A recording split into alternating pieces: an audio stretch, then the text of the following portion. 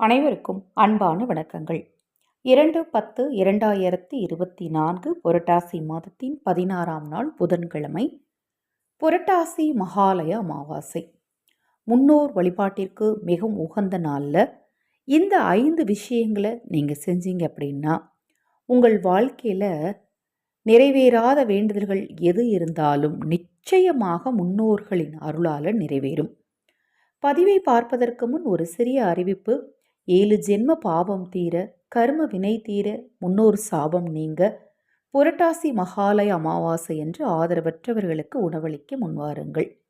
நீங்கள் உணவளிக்க விரும்பினால் 9344692042 இந்த வாட்ஸ்அப் எண்ணுக்கு தொடர்பு கொள்ளுங்க. அமாவாசை என்று முறையாக நீங்கள் செய்யக்கூடிய முதல் விஷயம் முன்னோர்களுக்கு திதி தர்ப்பணம் கொடுப்பது.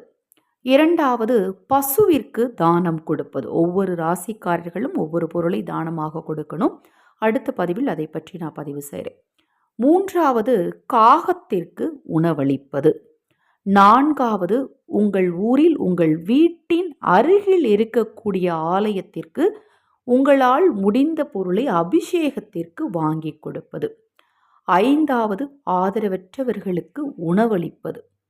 இந்த 5 விஷயங்களையும் முறையாக நீங்கள் புரட்டாசி மகாலய அமாவாசை அன்று செய்தால் உங்கள் கர்ம வினை தீர்ந்து உங்கள் வாழ்க்கையில் நீங்கள் நடக்கவே நடக்காதுன்னு என்ன விஷயத்தை நினச்சிட்டு இருக்கீங்களோ அதெல்லாம் தெய்வத்தின் அருளால் கண்டிப்பாக நடக்கும்.